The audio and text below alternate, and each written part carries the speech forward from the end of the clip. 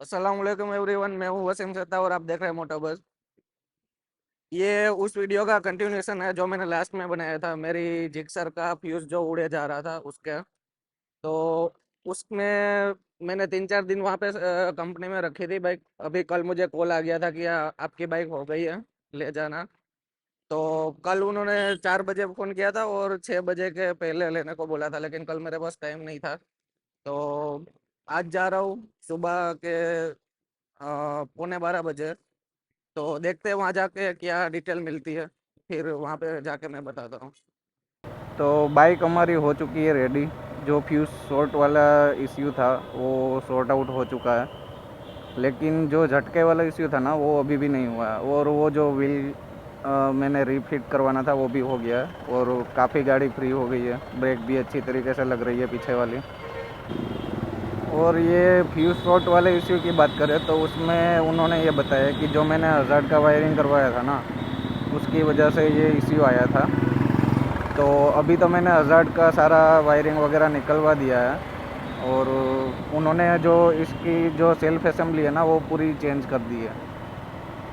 और कुछ 1017 रुपये का बिल हुआ है, जिसमें से कुछ 400 450 रुपये की सुई चाहिए और बाकी का जो है वो उनका क्या कहते हैं सर्विस चार्ज लगा है। एग्जैक्ट जो अमाउंट है वो मैं आपको बिल दिखा दूंगा स्क्रीन पे। और जो झटके वाला इश्यू है ना उनका उन्होंने कहा कि मैंने उनको दिखा भी दिया कि किस तरह से आ रहे हैं। जैसे ही मैं 2025 आरपीएम के आसपास चला रहा हो तो वो झटके आते हैं। अभी अगर इसमें आते हैं तो मैं दिखाता हूँ। तो अभी उन्होंने क्या कहा कि आप एक काम करो कि शोरूम पे जाओ और जो नई बाइक है ना उसकी एक बार टेस्ट ड्राइव ले लो। अभी पता नहीं आपको दिख रहा होगा कि नहीं, लेकिन अभी तो बिल्कुल माइनर से झटके आ रहे हैं, लेकिन कभी कभी बहुत ज़्यादा भी आ जाते हैं। तो अभी बोला है कि नई बाइक की टेस्ट ड्राइव ले लो और देखो कि उसमें भी सेम यही चीज़ होती है या नहीं होती, तो आपको पता चल जाएगा कि आपकी बाइक में इश्यू है या फिर ऐसे ही आती है बाइक। तो मैं अभी शोरूम पे जा रहा हूँ, देखते हैं।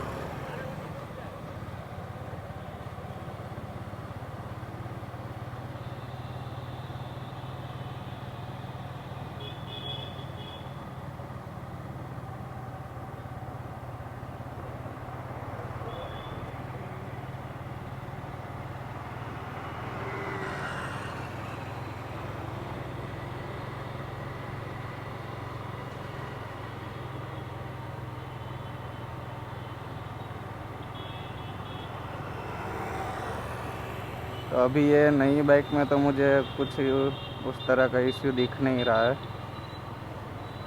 मैं अभी घर पे वापस आ चुका हूँ। गर्मी इतनी है, धूप इतनी है कि मेरा फ़ोन जो है वो ओवर हीट हो गया था, तो उसकी वजह से जो रिकॉर्डिंग है वो बंद हो गई थी। तो मुझे अभी घर पे आके वापस रिकॉर्ड करना पड़ रहा है। तो दरअसल हुआ ये कि जो फ्यूज़ का इश्यू था, जो ब्लो हो रहा था, वो तो फिक्स हो चुका है। अभी कोई भी उस तरह का इश्यू नहीं है। उसमें हुआ ये है कि जो मैंने हज़ार्ड लगवाया था और आगे के जो बॉडी इंडिकेटर लगवाया था ना, उसकी वजह से वो इश्यू आ रहा था, ऐसा मुझे कंपनी से बताया है। और फिर मैंने वो हज़ार्ड वाला और इंडिकेटर का वायरिंग जो था वो मैंने निकलवा दिया है। उसमें ऐसा था कि इंडिकेटर जो है ना उसमें दो तरह की लाइट थी, एक तो इंडिकेटर की लाइट थी और एक जो पार्किंग लाइट वगैरह आती है ना रेड कलर की, उस तरह का था। तो उसका एक वायर अलग था, उस वो मैंने जो ब्रेक का वायरिंग होता है ना उसके साथ दिया था। जब मैं ब्रेक अप्लाई करूँ तब वो रेड कलर की लाइट जले।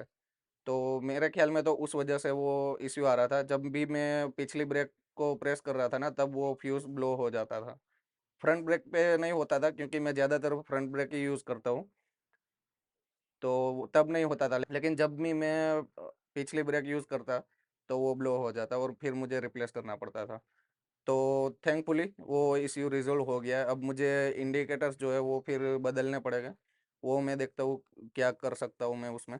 और जो मेरा रियर टायर था वो भी मैंने रीफिट करवा लिया है, वो भी अच्छे से हो गया और टायर बिल्कुल स्मूथ हो गया है और ब्रेक भी काफ़ी अच्छी लग रही है, तो वो भी इश्यू रिज़ॉल्व हो गया है। और जो तीसरी चीज़ थी झटके वाली, वो एक रिज़ॉल्व नहीं हुई है, क्योंकि उनको लगता था कि शायद ये सभी बाइक में ऐसे ही आता है, तो उन्होंने मुझे नई बाइक की टेस्ट ड्राइव लेने के लिए भेजा था। आप एक बार नई बाइक की टेस्ट ड्राइव ले लो, जैसे ये चलाते हो वैसे ही उसको चला के देख लो कि सेम इश्यू वहाँ पे आता है कि नहीं आता है। अगर आता है तो फिर आप यहाँ पे लेके आना, हम चेक कर लेंगे, नहीं आता है तो आप समझ जाना कि ऐसे ही बाइक चलती है। तो मैंने कहा ठीक है, मैं बाइक की टेस्ट ड्राइव मैंने ली, लेकिन उसमें मुझे कोई भी इस तरह का इश्यू दिखा नहीं है। तो मैंने फिर उनको कॉल किया था, तो उन्होंने कहा ठीक है, 1-2 दिन में आप बाइक रख जाना, हम चेक कर लेंगे, इसका ईसीयू वगैरह चेंज करके हम देख लेंगे।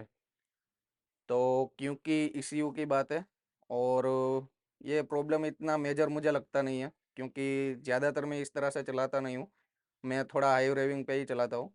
तो मुझे इतना बड़ा इश्यू लगता नहीं है, तो मैं नहीं चाहता कि फिर इसकी वजह से अगर इश्यू वगैरह वो चेंज करे और कोई दूसरा इश्यू मुझे बड़ा वाला फेस करना पड़े। तो मैं सोच रहा हूँ अभी कि मैं वापस देने जाऊँ कि ना जाऊँ।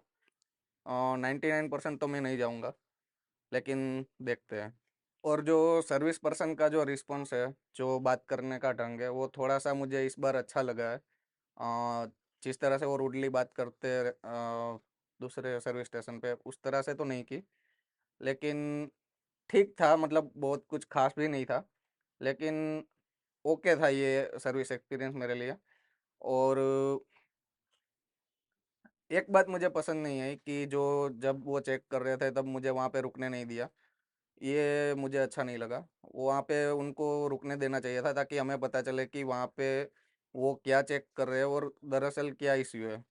क्योंकि मान लो कि शायद हमारा जो हमने वायरिंग किया था उसका शायद इश्यू ना हो। वो हो कि ना हो, मैंने तो वायरिंग निकलवा दिया है, ठीक है। लेकिन ये एक कस्टमर का सैटिस्फैक्शन रहता है कि अगर उसके सामने वो चेक कर रहे हैं तो उनको पता रहता है कि क्या कर रहे हैं। तो वो इनको थोड़ा समझना चाहिए और कस्टमर को वहाँ पे रुकने देना चाहिए देखने के लिए। तो बस यही था मेरा एक्सपीरियंस सुजुकी के सर्विस स्टेशन के साथ। उम्मीद है ये वीडियो में आपको कुछ जानने को मिला होगा। तो बस यही था आज का वीडियो, मिलते हैं अगले वीडियो में, तब तक के लिए अल्लाह हाफिज़।